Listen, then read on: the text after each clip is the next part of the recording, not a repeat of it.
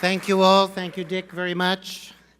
Honorees, President Khouri of AUB, Your Excellency Huda Kano, founder of the Abu Dhabi Music and Arts Foundation, Excellencies, friends of MEI, welcome to the 72nd Annual Awards Gala. Chairman Dick Clark and distinguished members of the MEI Board of Governors, I thank you very much for your trust. I'm very, very honored and very excited to take on the challenge of leading MEI into its next phase. Thank you for that.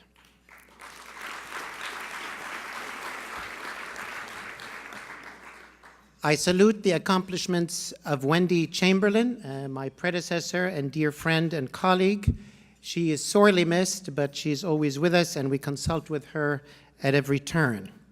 And I salute the tireless efforts of my colleagues, Kate Seeley, Jerry Firestein, Kevin Cowell, Tamara Kalandia, and an excellent team of scholars, teachers, staff, and most importantly, interns. I have 3 goals in mind as I take on the stewardship of MEI. First, build up the Policy Center to work toward a more peaceful, prosperous, and well-governed Middle East. Our Policy Center has done groundbreaking research and policy work on ways to diffuse regional conflict, end civil wars, boost humanitarian aid, counter terrorism, and improve U.S.-Middle East relations.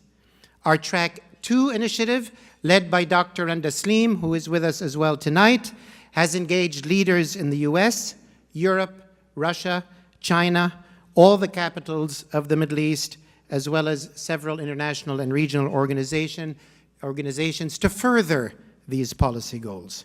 We will redouble all of these efforts, but we are also seeking to add initiatives on new issues, such as climate change, food and water security, future trend analysis, post-war reconstruction, youth and employment, gender, cybersecurity, and energy, both traditional and alternative. The challenges of the region are complex and fast-moving, and we aim to keep a light shining brightly on the positive pathways forward. Second goal, build up the educational arm of MEI to reach a truly global audience. We are well known for our language classes in Arabic, Hebrew, Turkish, Kurdish, Farsi, as well as classes on the politics and history of the region. We want to take these classes online and reach students around the world. In addition, we want to strengthen our relationships with schools and universities here in the US, as well as in the Middle East. We are expanding our communications capabilities to reach younger generations on their phones and their tablets. Our library is a world-class library on the Middle East. We have been digitizing the collection in cooperation with the Library of Congress, also to take it to a global audience. We are also seeking to do much more in the languages of the region, particularly in Arabic. There is a reason that MEI's domain name is .edu. We will continue to take MEI's educational mission very seriously. Third goal, dramatically expand the breadth and impact of MEI's new arts and culture program. Artists are antenna of the human race, and arts and culture can overcome barriers of language and politics. Our renovated headquarters on N Street will include a beautiful art gallery to highlight the work of artists from all over the Middle East.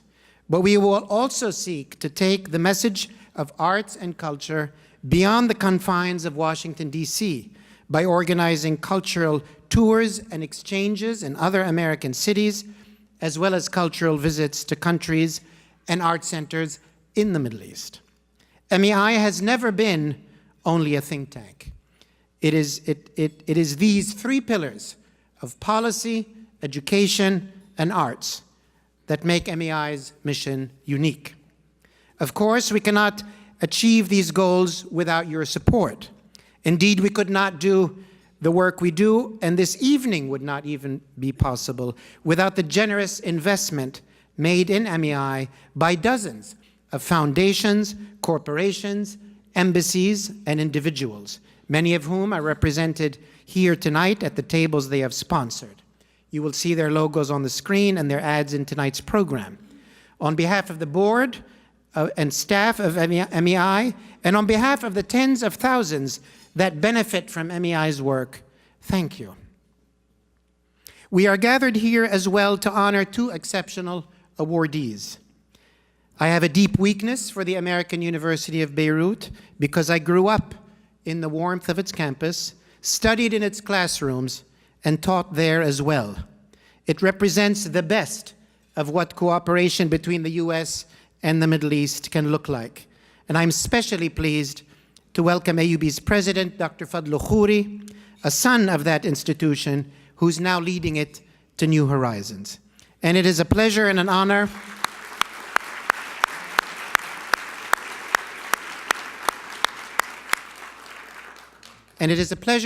as well to have with us Mr. Nijad Faris of the Faris family, a dear friend and a member of MEI's Board of Governors, to present the Issam Faris Award later in this evening's event. Nijad, thank you for being here and your family.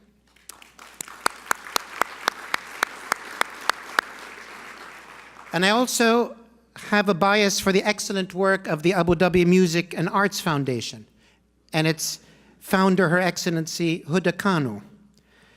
Perhaps it's because I'm a musician myself, but perhaps it's because I'm convinced that the arts are a powerful means of empowerment and a language of peace that transcends international boundaries. And thank you for being with us as well, Your Excellency.